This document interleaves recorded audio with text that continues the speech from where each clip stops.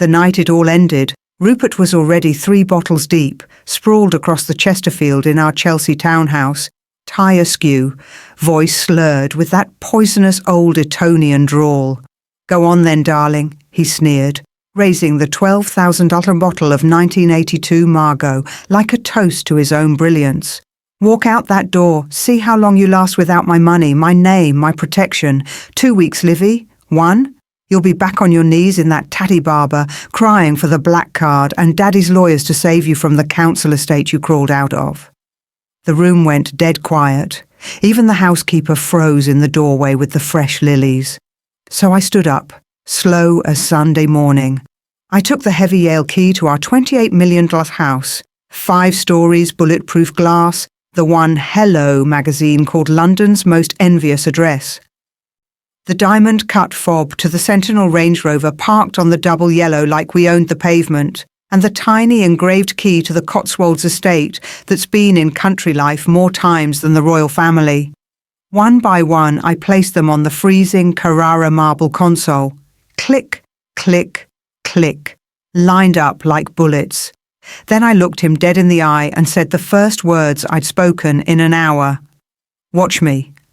I walked out wearing the same muddy Barbour he'd mocked at Annabelle's last week, pulled the door shut with a soft final thud that echoed down Egerton Crescent like a gunshot, and disappeared into the London rain. By 8:17 the next morning the city was on fire. Lord Reginald was screaming down the phone at his broker. The Serious Fraud Office had already frozen 3 accounts. And Rupert, poor, arrogant Rupert, had left 61 missed calls and 1 voicemail that cracked halfway through. "Liv, whatever you've done, please." Because the silly little blonde he thought only knew how to smile for photographers had just declared war. And the Harrington-Whitmore empire was about to find out what happens when you tell Olivia Langley she's nothing without you. If your fists are already clenched, smash that like button right now, because this one's going to hurt them so beautifully. Let me paint the Harrington-Whitmores for you properly, because unless you've seen them in the wild, you won't understand how suffocating the air is once you're inside that circle. Lord Reginald Harrington-Whitmore, life peer, Harrow, Oxford, Whites, the Garrick, chairman of half the charities that get tables at the Conservative summer ball. Voice like cut glass, handshake like a threat. He still calls the Chancellor young George, even though the man's 53. He once told me, in front of the Duchess of Westminster at the Cheltenham Festival, "We don't marry clever girls, Olivia. Clever girls ask questions. Pretty girls smile and breed." Everyone tittered behind their pims. I smiled. I always smiled. Rupert, 37, Eton, of course, Sandhurst, briefly before Daddy bought him out, then straight into the family hedge fund that manages the pensions of half the FTSE 100. He looks like a Ralph Lauren advert that learned to sneer. He introduced me at Annabelle's Mark's Club, 5 Hertford Street, always the same line, delivered with that lazy drawl. "This is my wife, Olivia, terribly pretty, frightfully thick, perfect combination. Don't you think?" Cue roaring laughter. Cue me laughing along because that was the script. They had a nickname for me in the city, the decorative Mrs H.W. I heard it first at a shoot lunch in Gloucestershire, when the wives were inside drinking sloe gin and the men were outside smoking Cubans. One of them, some lord with a double-barrelled name and a single-digit IQ, said, "Rupert's done rather well, got himself a proper trophy, doesn't talk back, doesn't count the money, just looks divine in cashmere." I was standing right behind the Aga with the Fortnum's hamper, pretending I hadn't heard. Every year the same rituals. Royal ascot, pastel coat dress, obligatory hat the size of a satellite dish, standing in the royal enclosure while Reginald patted my cheek and told Princess Anne I was harmless. The summer party at the Chelsea house, 400 people on the terrace, string quartet, Jeroboams of Dom Perignon. Rupert announcing to the crowd, "Livy thinks a leveraged buyout is a new designer handbag." The Christmas shoot, me in Dubarry boots carrying silver trays of mulled wine while the men discussed moving the last, 180 million to Jersey before the plebs vote Labour again. Every joke, every pat on the head, every bless her cotton socks, was another grain of sand in an hourglass I was secretly watching. And Rupert never once noticed the hourglass. He never noticed that when he mocked my little watch hobby, always said with that condescending chuckle, I was quietly buying and flipping Patek Philippe's, Nautilus refs, Daytonas with tropical dials, turning $15,000 of his birthday fun money into $4.7 million in 5 quiet years. He never noticed the locker I kept at KXU in Chelsea. He paid $6,000 a year membership so I could keep the figure for the photos, where I had a go bag, cash, second passport, burner phone, and a USB drive already half full of screenshots. He never noticed that Mrs Ellis, his father's secretary since 1982, the woman who knows where every single body is buried, still called me Miss Langley when we passed in the perfume hall at Harrods and slipped me tiny Fortnum's receipts with handwriting on the back. Hold fast. He never noticed that I had stopped drinking at parties 6 months ago, so my mind would stay razor sharp while everyone else got sloppier and sloppier. He never noticed that I had started keeping a ledger in my head. Every smirk, every "you're nothing without me." Every time he signed something in front of me without letting me read it first, because numbers make your head hurt, darling. Every time he told the table I was too sweet to understand offshore structures. I counted them all, and the total had just hit the exact number I needed. Because 4 years of being the decorative Mrs HW had taught me one thing with perfect clarity. They only respect what they fear, and I was about to become their worst nightmare wearing yesterday's Barbour. If the way they treated her is making your blood absolutely boil, smash that like button right now and let YouTube know this story needs to be heard by every woman who's ever been patted on the head and told to smile prettier. We're only warming up, darlings. The real fun starts in the next part. It was a Tuesday in February, the sort of cold, wet, grey London morning that makes you want to stay in bed with the blackout curtains drawn and the heating turned up to gas mark 9. Rupert had left for the office at 6, still half cut from whatever bottle he'd murdered the night before. The house was silent, except for the low hum of the Sub-Zero fridge and the tick of the Ormolu clock on the mantelpiece that once belonged to some minor European royal. I told the housekeeper I was going to the gym, same as every other day. Instead, I went upstairs to Rupert's study. Mahogany panels, first edition Churchills, the faint smell of Cohiba and entitlement. I was looking for the updated insurance schedule for the Cotswolds shoot lodge. I knew it was in the top drawer of his desk because I'd watched him slide it in there last week while on a call, laughing that Livy wouldn't know an endowment policy if it bit her on the arse. I pulled the drawer. His phone, the personal one he never let me touch, was lying on top of the papers. I only meant to move it aside. My knuckle caught the edge. The phone slid, spun, and hit the Persian rug screen first. It didn't smash. It just woke up and started playing the last recorded voice memo, out loud, in Rupert's voice. Listen, Piers, the Jersey restructure is done. Everything's in the new family trust now. Livy signed the bloody thing last week. Didn't even read past the first page, just asked which pen looked prettiest. By next spring, she'll be out on her ear with a nice fat settlement and no idea where the real money went.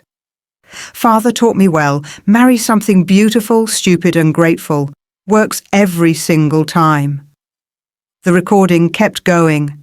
There's already a shortlist for the next Mrs HW Younger, Cambridge. Father approves. Livy served her purpose. Great for the photos, perfect womb, zero brain. Time to upgrade. I stood completely still. The rain hammered the sash windows. The clock kept ticking. The blood in my ears sounded like Big Ben at close range. Something inside me didn't break. It calcified. Turned to ice, then diamond, then something harder than either. I picked the phone up, calm as you like, and held the power button until the memo stopped. Then I pressed play again, just to be sure I hadn't imagined it. I hadn't. I opened the drawer fully. There was the insurance folder, and underneath it, a plain manila envelope marked private in Rupert's handwriting. Inside, Draft divorce papers dated 3 weeks from now. A proposed settlement, $8 million lump sum. The Muse house in Belgravia and the old defender, because she likes the rustic look. Everything else, the Chelsea house, the Cotswolds estate, the Jersey trusts, the offshore companies, stayed with him. There was a post-it stuck to the top page in his father's handwriting. Abandonment clause holds if she leaves without cause. She won't fight, too proud to look greedy, too thick to find the money. I took photographs of every single page. Then I put everything back exactly as I'd found it, down to the millimetre. I walked downstairs, collected my gym bag from the cloakroom, the one I'd been adding to for 18 months, cash, second passport, birth certificate, the burner phone I bought in cash converters on the King's Road. And I left the house for what I already knew would be the last time as Mrs Harrington-Whitmore. I didn't cry. I didn't shake. I felt perfectly, beautifully empty, because in that moment I understood the rules of the game they'd been playing for 4 years, and I had just been handed the winning hand. I texted Mrs Ellis from the burner while sitting on the top deck of the number 19 bus, rain streaking the windows. 3 dots. Then, Fortnum's. Back room. 3 p.m. Bring an appetite for biscuits. I smiled for the first time in months. The ice had cracked, and what came out wasn't water. It was vengeance. If you felt that chill run down your spine when she heard the recording, drop a like right now, because the temperature is only going one way from here. Stone bloody cold. You won't want to miss what happens next. I didn't run. I simply ceased to exist as Mrs Harrington-Whitmore. That same afternoon I walked into the Connaught, gave my maiden name, Miss Olivia Langley, paid cash for the corner suite and ordered a pot of proper English breakfast tea like nothing had happened. The porter carried up one small battered Goyard weekend bag. He never knew it contained $4.7 million in liquidity, 2 passports, and the quiet satisfaction of a woman who had just pulled the pin on a very expensive grenade. Mrs Ellis was already waiting in the back room at Fortnum and Mason, 3rd floor, behind the tourist hordes buying shortbread for their aunts. She wore a camel coat that had seen better decades and carried a large, ancient Fortnum's biscuit tin with faded roses on the lid. She placed it on the table between us like a priest setting down the Eucharist. 42 years, she said, voice barely above the clink of teacups around us. Every memo, every whispered phone call, every wife who asked the wrong question and paid for it. It's all in here. She twisted the lid 3 times clockwise, then pulled. The false bottom lifted out. Inside, a matte black USB drive, shaped exactly like a Fortnum's chocolate biscuit. She didn't smile. She didn't need to. That night, alone in the Connaught suite with the curtains open to the Mayfair lights, I plugged it in. 42 years of Harrington-Whitmore sins unfolded across my laptop screen like a horror film in slow motion. 1987. Wife number 1, Charlotte. Car accident on the M40 after she found the Cayman's paperwork. Brake lines cut. Officially misadventure. 1998. Wife number 2, Sophie, committed to the Priory for nervous exhaustion after hiring her own forensic accountant, never seen in public again. 2011, wife number 3, Amelia, accused of cocaine addiction, stripped of everything, last spotted working in a Costa in Luton. And the pattern, every single one, blonde, well-bred, early 20s when married, gone by year 5. I was wife number 4, year 4 and 3 months, right on schedule. But there was more. Folder marked current. Emails between Rupert and his father dated last month. Olivia's getting restless, might need the Sophie treatment if she pushes. Already spoken to Dr. Fenchurch at the Priory, he owes me from 98. Another file, a short list of potential wife number 5. Top of the list, Arabella Fitzalan Howard, 23. Freshly graduated from Cambridge, daughter of the Duke of Norfolk. Engagement announcement planned for Goodwood Revival. I closed the laptop at 4 a.m. The rage wasn't hot anymore. It was surgical. Phase 1 began the next morning. I started bleeding the joint accounts, perfectly legal, perfectly marital. $8,400 at Harvey Nichols for Ascot hats. $14,000 at Dalesford Organic Country House refit. $29,000 at Graf because the old pearls looked tired. Every transaction pinged straight to Rupert's phone. Every transaction was untouchable. He called on day 4, calm, charming. The voice he used on nervous investors. "Darling, you seem to be having rather a lot of fun with the black card. Everything all right?" I let him hear the smile in my voice. "Absolutely fine, sweetheart. Just treating myself. You did say I deserved nice things." Click.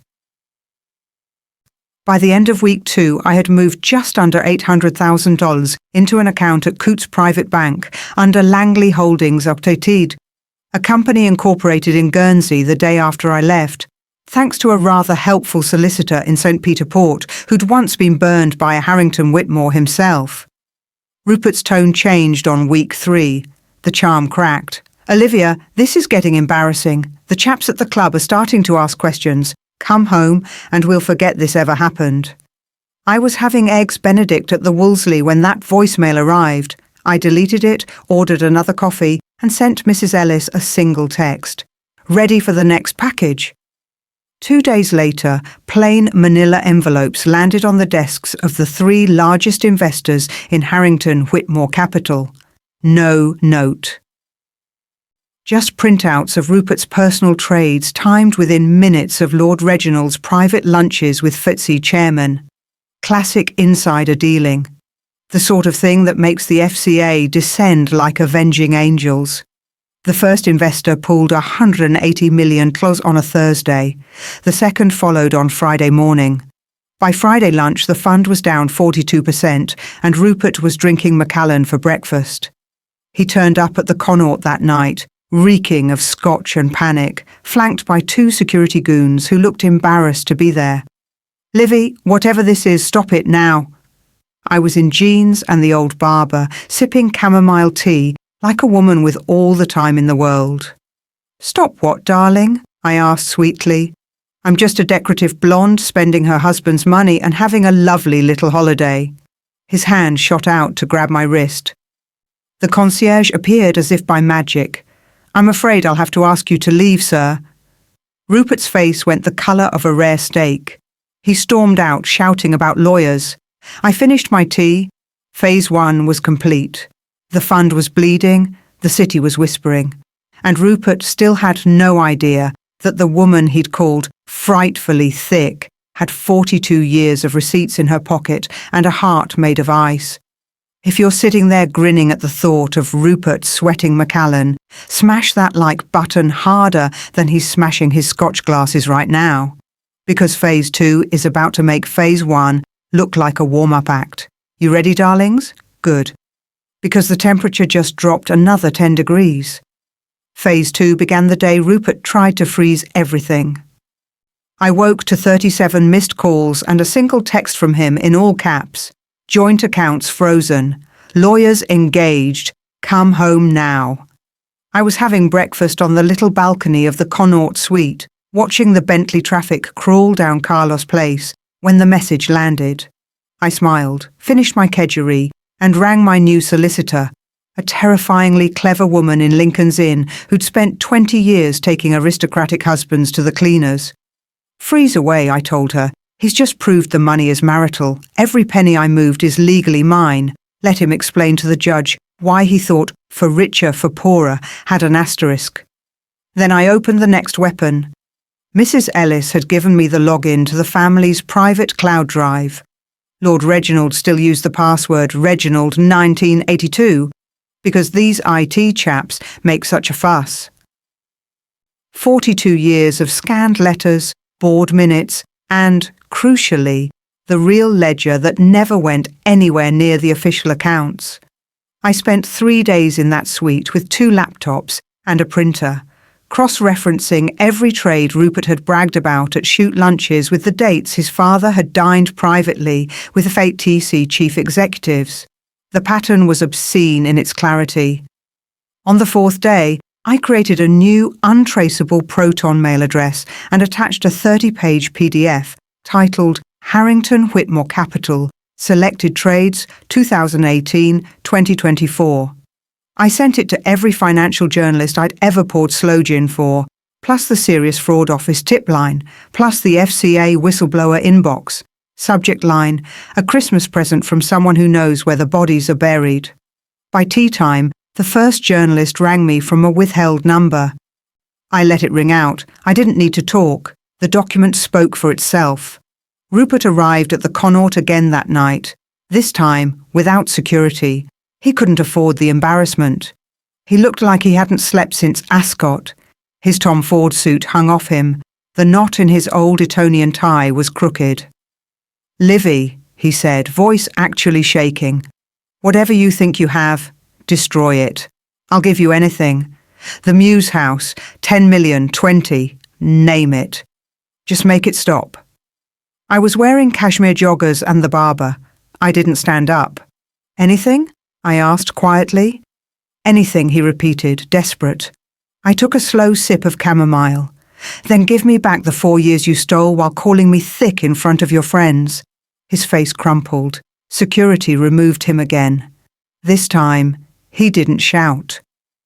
2 mornings later, the story broke across the front page of the Financial Times. Harrington-Whitmore Capital rocked by anonymous insider trading allegations. Sky News ran it on loop. The fund's website went down under traffic. Clients were queuing to redeem. Lord Reginald summoned an emergency partners' lunch at Wilton's. Mrs Ellis was there to serve the Dover sole and quietly recorded every word on the tiny device hidden in her fountain pen. That evening she met me on a bench by the Serpentine, dusk falling, the air smelling of wet leaves and panic. She handed me another biscuit tin. Inside, 6 hours of the partners screaming at each other. Lord Reginald's voice, usually smooth as aged malt. "Who the bloody hell has the ledgers? Only 3 people ever saw them. Me, Rupert, and that damned secretary." Mrs Ellis allowed herself the smallest smile. I listened to the recording twice on the night bus home, headphones in, Hyde Park lights streaking past the windows. Then I forwarded selected clips, anonymously of course, to the same journalists.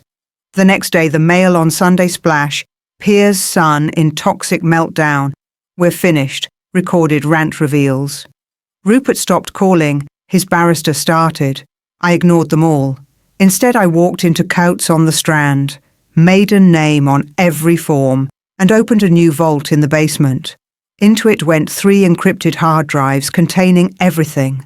The cloud dump, the Wilton's recording, the 42 years, and every photograph I'd taken in the Chelsea study the night I left.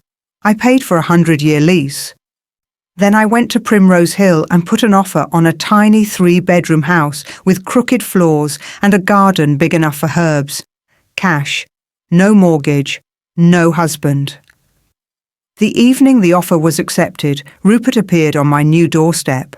Unshaven, wild-eyed, holding a bunch of apologetic white lilies I'm allergic to. He fell to his knees on the wet pavement. "Livy, please, they've frozen everything.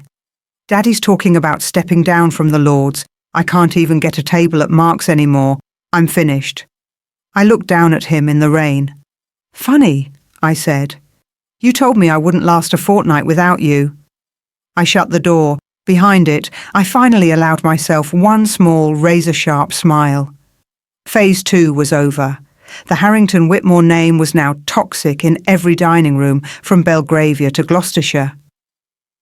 And I still had Phase 3 in my pocket. If you're fist-pumping the air watching Rupert on his knees in the rain, smash that like button so hard the algorithm feels it.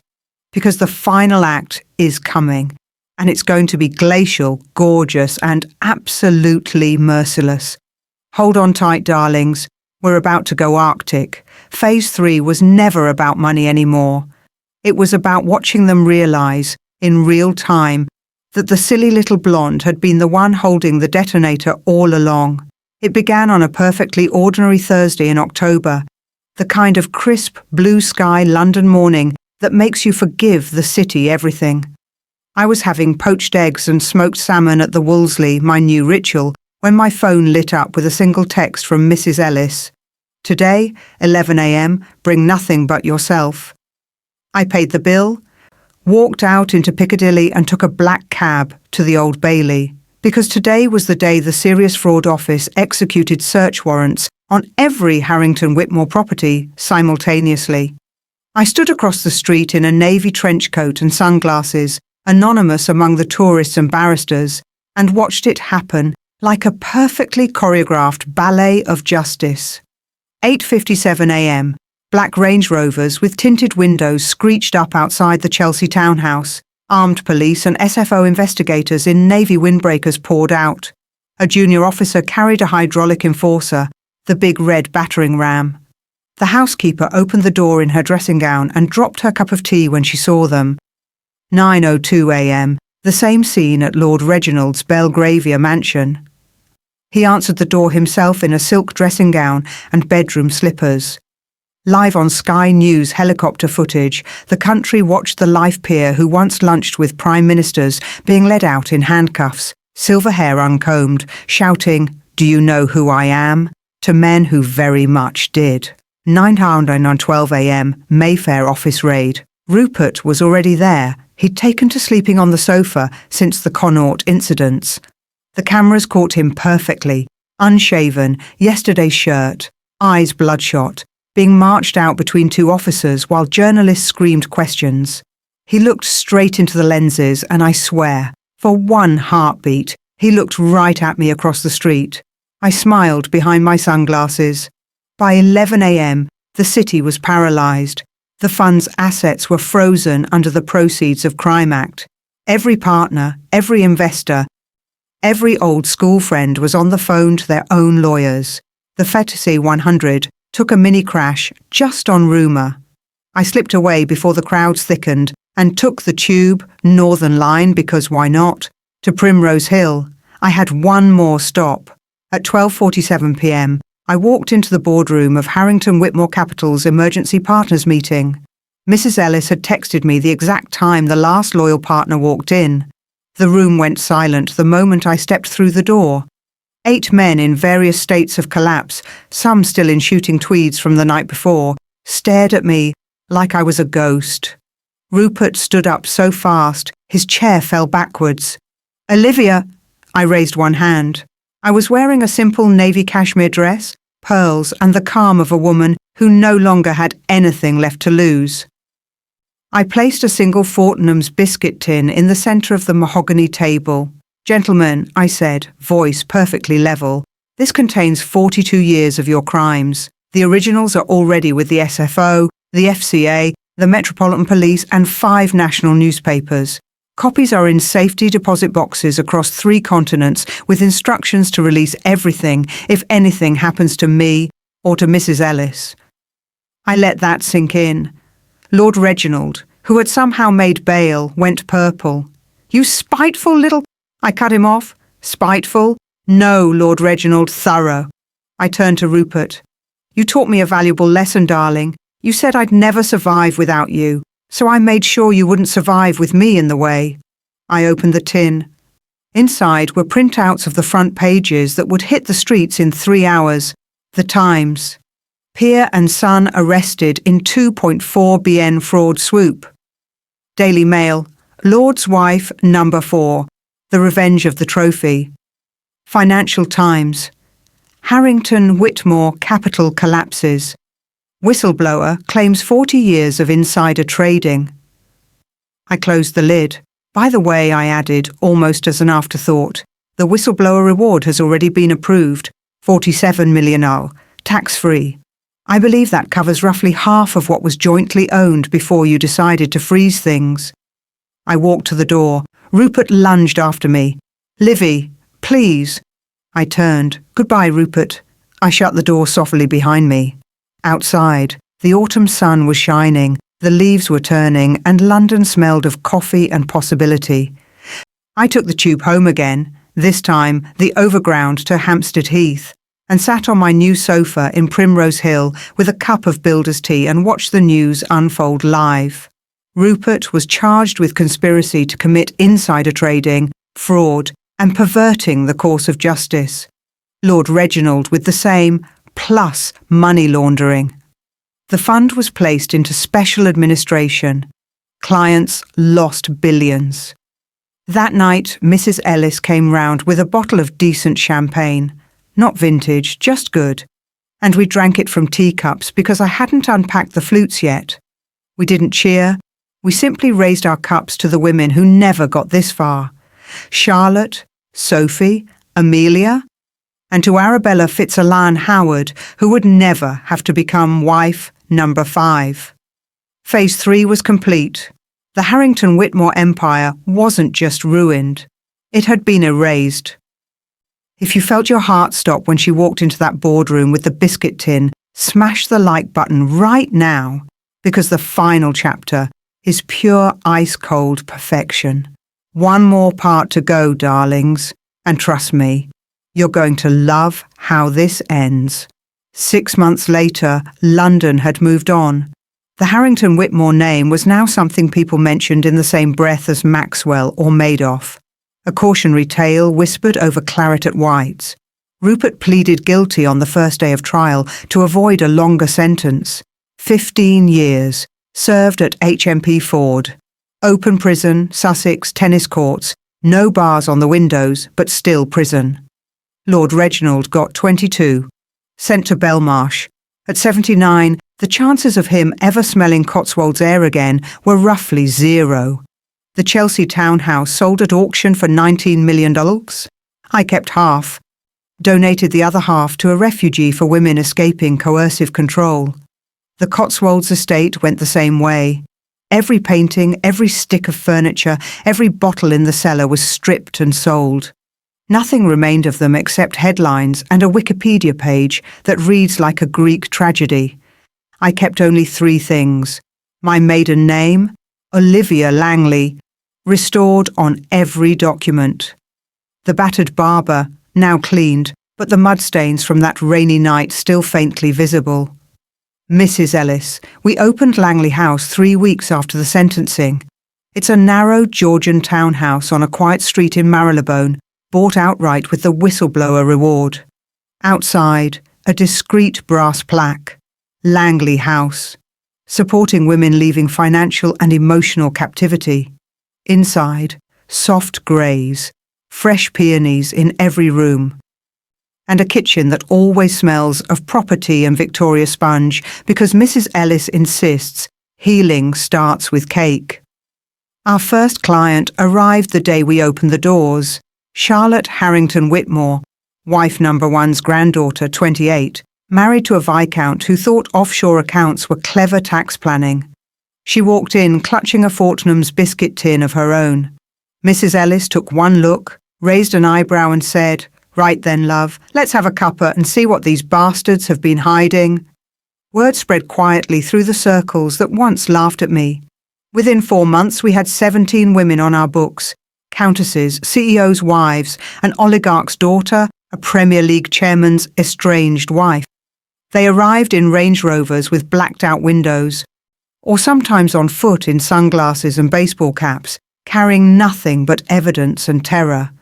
We taught them what Mrs Ellis taught me, how to spot the secret trusts in Guernsey, how to mirror the hidden drives before they're wiped, how to move money in increments that look like Harrods shopping sprees, how to walk away with your dignity, your children, and half, or more, of everything they swore you'd never touch. And every single one left with a new name if she wanted it, a new home, and the quiet knowledge that she was never the silly little blonde they told her she was. One spring evening, exactly 1 year to the day since I left the keys on the marble, I stood on the roof terrace of Langley House watching the sunset over the Marylebone rooftops. Mrs Ellis came up with 2 mugs of builder's tea. We didn't speak for a long time. Eventually she said, very softly, "Charlotte's solicitor just rang. Her husband's agreed to a $38 million settlement and full custody." She cried so hard she couldn't breathe. I nodded. Another silence. Then Mrs Ellis raised her mug. To the ones who didn't make it, she said, and to the ones who will because we did. We clinked chipped enamel against chipped enamel. Below us, London carried on. Black cabs, red buses, the low hum of a city that forgets nothing and forgives even less. I thought of Rupert in his open prison, probably playing tennis in pressed whites, learning what it feels like to be decorative for once. I thought of Lord Reginald in Belmarsh, silver hair shorn, eating prison curry from a plastic tray. I thought of Arabella Fitzalan Howard, 24 now, laughing with friends in a Cambridge College bar, never knowing how close she came to becoming the next ghost. And I thought of the girl I used to be, smiling too wide at Ascot, pouring slow gin while they mocked me, believing I was nothing without them. That girl was gone. In her place stood Olivia Langley, solvent, safe, and surrounded by women who would never again be told they were just a pretty face. Mrs Ellis put an arm round my shoulders. "Another one tomorrow," she said. "Duchess's daughter-in-law, been married 18 months, already found the Jersey account." I laughed, actually laughed, for the first time in years. London glittered below us, indifferent and eternal. I was finally, perfectly free. And somewhere across the city, in a quiet Marylebone street, a brass plaque caught the very last of the sunlight. Langley House, because some empires are built to be burned. If this story had you cheering from the very first key on the marble to the final sunset over Marylebone, smash that like button one last time, subscribe, and hit the bell, because next week we've got a duchess who discovered her husband's entire aristocratic fortune was built on something far worse than insider trading. You won't want to miss it, darlings. See you then. 1 year to the day since I laid those 3 keys on the Carrara marble, I did something I swore I'd never do again. I went back to the Chelsea townhouse, not as a wife, not as a ghost, but as the new owner of the auction deed. The estate agent, a nervous young man from Knight Frank who kept calling me Lady Olivia even after I corrected him twice, handed me the keys with trembling fingers. They were the exact same set, same brass Yale, same diamond-cut Range Rover fob, same tiny Cotswolds silver key. Only now they belonged to me. I walked through the empty rooms alone. 5 stories of echoing silence. The chandelier that once glittered over Rupert's smug dinner parties had been sold to a Russian oligarch's mistress. The wine cellar, once 8,000 bottles of liquid arrogance, was bare concrete. The marble console still stood in the hall, cold as ever. I placed the keys back on it. Click, click, click, full circle. Then I took out my phone and filmed a 30-second clip. The keys, the empty hallway, the faint outline of where the Richard Quinn lilies used to sit. I posted it to a private Instagram account with exactly 1 follower, Rupert Harrington-Whitmore, HMP Ford, prisoner number A3782XW. Caption, 1 year today. Thought you might like to see what your empire looks like without you in it. I turned off comments. I didn't need to read them. I already knew what his face would do when the prison iPad loaded that video. That evening I hosted a small gathering at Langley House. 23 women filled the drawing room, every single client we'd helped in the past year. Charlotte, wife number 1's granddaughter, brought champagne. The Premier League wife brought her 2 little girls, now safe. The oligarch's daughter brought caviar and a smile that didn't used to exist. Mrs Ellis stood at the front, no longer in a secretary's cardigan, but in a sharp navy suit she'd bought herself with her first paycheck from Langley House. She raised a glass. To the women who came before us and never got out. We drank. To the women sitting in this room who did. We drank again. And to the men who thought decorative was an insult. Laughter rippled like wildfire. I stepped forward. Tonight isn't about celebration, I said. It's about recognition. Recognition that every time they called us pretty and thick, they were describing the weapon they never saw coming. I opened a velvet box on the table. Inside lay 23 tiny silver keys, each one engraved with a date, the day each woman walked out. I handed them out one by one. These are yours now, not to open doors they control, but to remind you that you hold the only set that matters. Charlotte started crying. The oligarch's daughter hugged her. The Premier League wife's little girl asked if she could have hers on a necklace. We said yes. Later, when the champagne was gone and London had gone quiet, Mrs Ellis and I stood on the roof terrace again. Big Ben chimed midnight across the water. She lit a cigarette, something she'd never done in 42 years of service, and exhaled smoke into the cold night air. You know, she said, I used to think revenge would feel like fire. She looked at the city lights. Turns out it feels like this, quiet, clean, final. I leaned on the railing. Below us, a black cab turned into the street. For a moment, I thought I saw a familiar silhouette in the back seat, tall, defeated, looking up. But when the taxi passed beneath the street lamp, it was just a stranger. Rupert was 200 miles away, sleeping under a thin prison blanket, dreaming of a life that no longer existed. Lord Reginald was counting the cracks in a Belmarsh wall. And Arabella Fitzalan Howard, now 24 single and reading law at Cambridge, would never have her photograph taken next to a Harrington-Whitmore ever again. Mrs Ellis stubbed out her cigarette. Another one messaged today, she said. Duchess of Richmond's daughter-in-law, married 18 months, already found the Liechtenstein Trust. I laughed, properly, freely, loudly, into the London night. Below us, the brass plaque caught the moonlight. Langley House, because some cages are gilded, and some women are born with the key in their teeth. I took one last look at the city that had once owned me. Then I turned my back on it, walked inside, and locked the door with my own key. The empire was ash, the keys were mine, and the night, cold, crisp, and gloriously indifferent, belonged to the women who finally understood their worth. If you felt every single word of this story in your bones, from the first click of those keys to this final lock turning, smash the like button one last time. Subscribe, hit the bell, and share this with every woman who's ever been told she's just a wife. Because we're not just wives. We're the ones who burn the house down when they forget to fear us. See you next week for the Duchess, darlings. And trust me, this one's going to be nuclear.